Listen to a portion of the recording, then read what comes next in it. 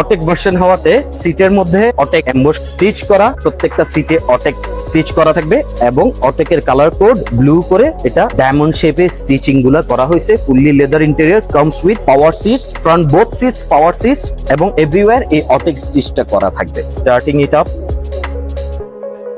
Beautiful একটা dashboard with so futuristic features, পুরা redesigned, কোনো মিল নাই T32 মডেলের সাথে, T31 মডেলের সাথে। নিউ স্টিয়ারিং উইচ ইজ পানির মতো স্মুথ।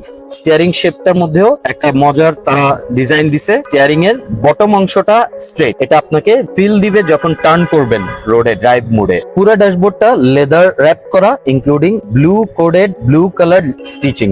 গিয়ার কনসোল বক্সটার মধ্যে, গিয়ার লিভারটার মধ্যে ওরা চেঞ্জ আনছে। It's like a small square shape gear lever, যেটা সামনে ফেলে দিলে রিভার্সে যাবে, পিছনে পুল করলে দিতে যাবে, নিউট্রালে যাবে বা বিতে যাবে। পার্কিং ইলেকট্রিক সুইচে দিয়ে দিছে এবং হ্যান্ড ব্রেকও ইলেকট্রিক সুইচে তারা দিয়ে দিছে। সো এই নিউ টেকনোলজির ড্রাইভ ট্রেনটার মধ্যে যে অপশন গুলো আছে, এটা এখন অটোমেটিক মোডে আছে। এই মোডে গাড়ি তার প্রয়োজন অনুযায়ী 2 হুইল 4 হুইল অ্যাক্ট করবে। এখানে স্নো মোড আছে, অটো মোড আছে, অফরোড মোড আছে, ইকো মোড আছে। আবার ই প্যাডেল তারা একটা নতুন টেকনোলজি ইউজ করছে। এটা যেহেতু রিজেনারেটিভ ব্রেকিং সিস্টেম এই গাড়িতে আসছে, ফাংশন আসছে, ওটার থেকে ব্যাটারিও চার্জ হয়। সো ও ইউজুয়ালি চেষ্টা করে আইডল স্পিডে একটু ধরে রেখে ব্যাটারিকে মোর চার্জ করার জন্য।